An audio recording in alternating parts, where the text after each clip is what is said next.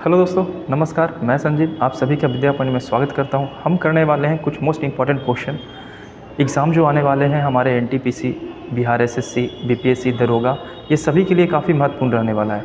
पहला क्वेश्चन आपको बोर्ड पे दिख रहा होगा, ये करंट का क्वेश्चन है। ये 2 दिन पहले का करंट का क्वेश्चन है, तो आंसर लगा चुके होंगे आप लोग। हाल ही में जारी वैश्विक भूख सूचकांक यानी हंगर इंडेक्स 2024 जारी किया गया है और इसमें भारत का रैंक पूछा जा रहा है। तो इसमें भारत का रैंक 105 है। अच्छे से याद रखिएगा, ये one of the most important question है कि हंगर इंडेक्स में भारत का रैंक इस बार कितना रहा है, तो 105 रहा है। नेक्स्ट क्वेश्चन पे चलते हैं। जियो और जीने दो, ये किसने कहा था? ये नारा किसका है? ये नारा किसका है? महावीर स्वामी, महात्मा गांधी, विनोबा भावे या गौतम बुद्ध? तो जियो और जीनो दो का नारा ये महावीर स्वामी का नारा है। और महावीर स्वामी जैन धर्म के 24वें तीर्थंकर थे, ये आपको पता होगा। महावीर स्वामी की मृत्यु पावापुरी में हुई थी। मल्ल राजा गणराज सुषुप्तपाल के शासनकाल में महावीर स्वामी की मृत्यु हुई थी, है ना। तो आगे चलते हैं नेक्स्ट क्वेश्चन पे। प्रसिद्ध 10 राजाओं का युद्ध, दसराग का युद्ध आप इतिहास में पढ़े होंगे ना। दसराग का युद्ध सबसे पहला इतिहास का युद्ध यही मिलता है। कहाँ हुआ था, किस नदी के किनारे?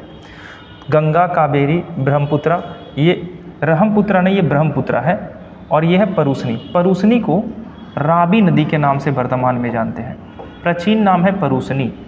तो परूसनी नदी के किनारे ही दसराग का युद्ध हुआ था राजा सुदास और भरत के बीच में। ठीक है, याद रखिएगा, ये काफ़ी पुराना क्वेश्चन है, एंशिएंट हिस्ट्री का क्वेश्चन है ये। Next question. सैंधव स्थलों के उत्खनन से प्राप्त मुहरों पर निम्नलिखित में से किस पशु का सर्वाधिक उत्कीर्णन मिला है? कौन से ऐसे पशु हैं जो सिंधु घाटी सभ्यता का जो क्वाइन मिला है टेराकोटा, उसमें सबसे ज़्यादा अंकित किया हुआ है? तो इसका आंसर क्या होगा? इसका आंसर हो जाएगा बैल। इंडस सिविलाइजेशन के बारे में जानते होंगे, सिंधु घाटी सभ्यता। अगर कार्बन 14 के हिसाब से सिंधु घाटी सभ्यता को देखें तो ये कब से कब तक था? तो ये 250 से 1750 बीसी तक था, है ना। ये था इंडस सिविलाइजेशन। सिंधु घाटी सभ्यता में पशुपतिनाथ की मूर्ति मिली है जो अर्ध शिव का रूप है। सिंधु घाटी सभ्यता का बंदरगाह लोथल है जो गुजरात में है, भोगवा नदी के किनारे। तो ये सारे क्वेश्चंस आप लोग जानते होंगे। नेक्स्ट क्वेश्चन पे चलते हैं। अगला क्वेश्चन है ये, 16 महाजनपदों की सूची कहाँ मिलती है? तो 16 महाजनपदों की सूची बौद्ध धर्म के अंगुत्तर निकाय और जैन धर्म के भगवती सूत्र में मिलता है। तो इसका आंसर क्या होगा? अंगुत्तर निकाय। 16 महाजनपद में से सबसे बड़ा महाजनपद यानी सबसे शक्तिशाली महाजनपद कौन बना? तो सबसे शक्तिशाली महाजनपद बना था मगध। और मगध बिहार के क्षेत्र में है। बिहार में 3 महाजनपद था, मगध था, अंग था और वैशाली था, है ना। वैशाली एक गणतंत्र महाजनपद रह चुका है। नेक्स्ट, बाबर को भारत पर आक्रमण करने के लिए आमंत्रित करने वाले कौन शामिल नहीं है? कौन से ऐसे शासक थे जो बाबर को आमंत्रित नहीं किया था भारत पर आक्रमण करने के लिए? तो बाबर के बारे में पता होगा, 1526 ईस्वी में बाबर इब्राहिम लोदी के विरुद्ध आक्रमण करते हैं, है ना। और लोदी वंश के अंतिम शासक इब्राहिम लोदी की हत्या कर देते हैं। इसमें चंदेरी के शासक मेदिनी राय जो था, ये बाबर को नहीं बुलाया था। बाकी ये सारे जो दिख रहे हैं ये बाबर को इनवाइट किया था कि आइए और इब्राहिम लोदी को हराइए। तो इसका आंसर हो जाएगा डी। नेक्स्ट, किस पुर्तगाली गवर्नर ने नीली पानी की नीति यानी ब्लू वाटर पॉलिसी को अपनाया था? तो पुर्तगाली भारत में सबसे पहले आने वाले पुर्तगाली कौन थे? तो वास्को डी गामा थे, ये सबको पता है, वास्को द गामा। और ये कब आए थे? तो ये आए थे ये आए थे कब? 1498 बीसी में, एडी में, है ना, ईस्वी में आए थे। केरल के कोचीन बंदरगाह पे आए थे, जमोरी ने इनका स्वागत किया था। और दूसरी बार ये फिर 1502 ईस्वी में फिर ये आते हैं, अच्छे से याद रखिएगा। तो ये जो थे ब्लू वाटर पॉलिसी अपनाने वाले अल्मीडा थे, फ्रांसिस्को डी अल्मीडा, जो पहले पुर्तगाली वाइसराय बन के आते हैं भारत। नेक्स्ट, और ये सारा क्वेश्चन ऐसा ही एग्जाम में आपसे पूछा जाएगा, ठीक है ना। बिहार दरोगा, बीपीएससी का एग्ज़ाम, एनटीपीसी का फॉर्म भराया जा रहा है।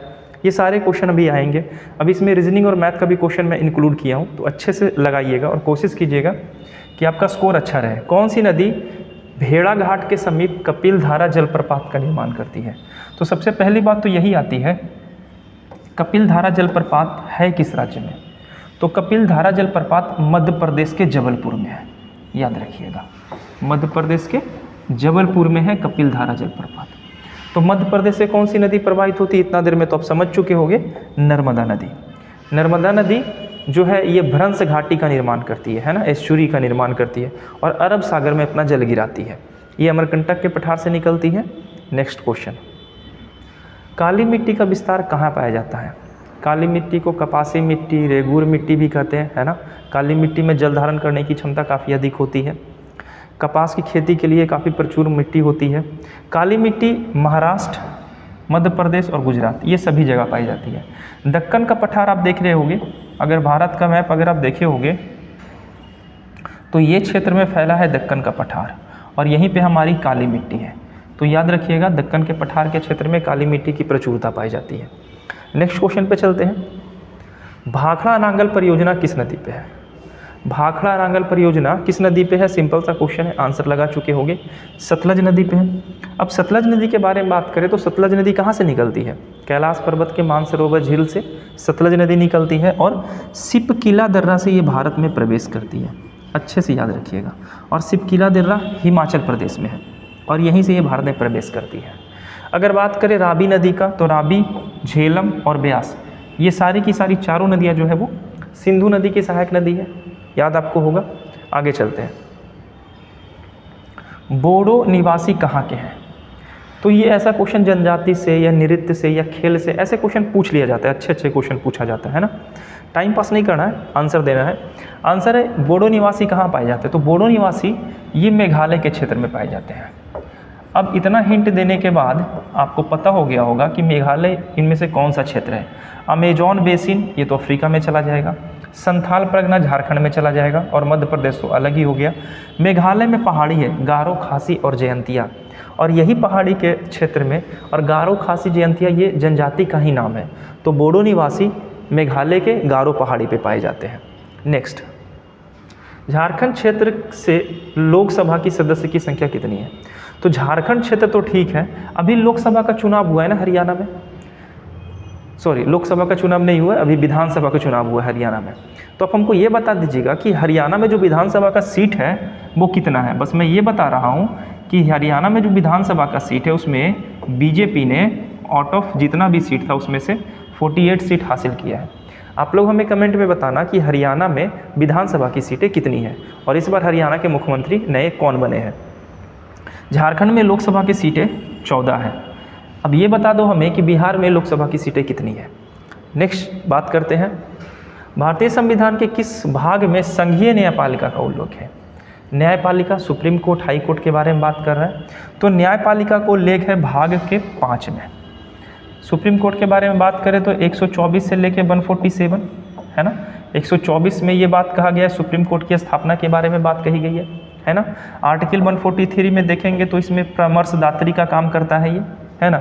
अगर आर्टिकल 126 के बारे में देखेंगे तो एक्टिंग जज के बारे में बात करता है, और अगर आर्टिकल 127 देखें तो इसमें तथार्थ न्यायाधीश के बारे में बात करता है ना। तो ये सारे क्वेश्चंस इंपॉर्टेंट है, अच्छे से याद रखिएगा। यहाँ पे राष्ट्रपति क्या करते हैं? सुप्रीम कोर्ट से सलाह लेते हैं। आगे चलते हैं नेक्स्ट क्वेश्चन के ऊपर। तीसरी बार राष्ट्रपति आपातकाल घोषणा राष्ट्रपति के किस आधार पे किया था? राष्ट्रीय आपातकाल की घोषणा। तो अभी तक राष्ट्रीय आपातकाल की घोषणा कितनी बार लग चुकी है? टोटल 3 बार लग चुका है।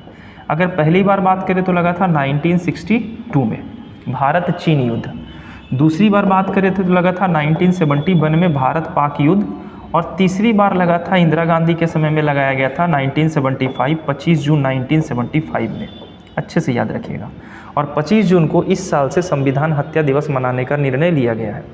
तो तीसरी बार जो लगा था ये आंतरिक अशांति का हवाला देते हुए तीसरी बार राष्ट्रीय आपातकाल की घोषणा लगाया गया था। राष्ट्रीय आपातकाल के बारे में बात करें तो राष्ट्रीय आपातकाल इमरजेंसी जो है ये आती है 352 में। एक आता है प्रेसिडेंट रूल। प्रेसिडेंट रूल जो होता है हमारा ये 356 में है, और एक होता है फाइनेंशियल रूल। फाइनेंशियल रूल जो होता है यानी वित्तीय आपातकाल, ये होता है आर्टिकल 360। तो ये छोटे छोटे क्वेश्चन अक्सर एग्जाम में पूछ लिए जाते हैं ना। नेक्स्ट क्वेश्चन पे चलते हैं। नेक्स्ट क्वेश्चन है ये, आप क्वेश्चन का आंसर दीजिएगा सोच के अच्छे से। तो क्वेश्चन हमारा निम्नलिखित में से कौन सा पौधा मरुद्भिद पौधा है, यानी जीरोफाइट इनमें से कौन सा है जो रेगिस्तान में निकलता है, उगता है? तो रेगिस्तान वाला पौधा है करील का पौधा, क्योंकि सरसों, नीम और अमरबेल तो हर जगह देखा जाता है ना। करील का पौधा ज़ीरोफाइट, ज़ीरोफाइट कहते हैं रेगिस्तानी पौधे को। ठीक है, आगे चलते हैं। जिन, जिन के बारे में बताना है। जिन किसका भाग है, ये साइंस का क्वेश्चन है। यकृत, आरएनए, क्रोमोसोम या डीएनए। आंसर लगा चुके होंगे। जिन की खोज 909 में किया गया था, डीएनए का एक भाग है। नेक्स्ट, रीजनिंग का ब्लड रिलेशन का क्वेश्चन है, अच्छा क्वेश्चन है। इसको सॉल्व कैसे करते हैं तो अच्छे समझिएगा। यदि x बाई की बहन है, यानी x जो है वो किसकी बहन है, बाई की। z बाई की माँ है, तो z ऊपर चला जाएगा, z है माँ बाई की। w z का पिता है, w क्या है, पिता है, किसका, z का। तो w का भाई x का क्या होगा, w का भाई, यहाँ इसका कोई भाई होगा जो x का क्या लगेगा। तो आपके माँ के नाना जी के भाई कौन लगेंगे, तो आपके माँ के नाना जी के भाई कौन लगेंगे, नाना ही लगेंगे।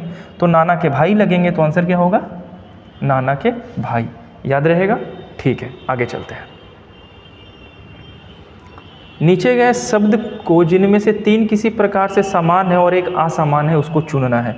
ऑड इवन के बारे में क्वेश्चन पूछ रहा है, ऐसा क्वेश्चन आप देखे होंगे।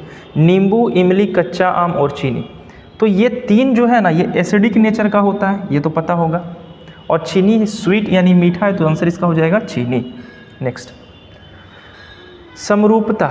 जिस तरह कठोर का संबंध पत्थर से है, यानी सिनोनिम है ना ये, हार्ड, स्ट्रॉन्ग, उसी तरीके से कोमल का संबंध किससे होगा, पंख, चंद्रमा, चमक या रेत। तो इसका आंसर हो जाएगा पंख। कोमल का संबंध किससे है। रीजनिंग स्कोरिंग मार्क्स होता है बस, और कुछ नहीं। रीजनिंग टाइम टेकिंग जरूर है, लेकिन स्कोर देगा आपको अच्छे से। और मैथ जो होता है ना, वो भी स्कोरिंग मार्क्स होता है। ज़्यादा काम करना पड़ता है जीके के ऊपर। मैथ आप बना लोगे, रीजनिंग भी बना लोगे, जीके कैसा पूछेगा ये किसी को पता नहीं।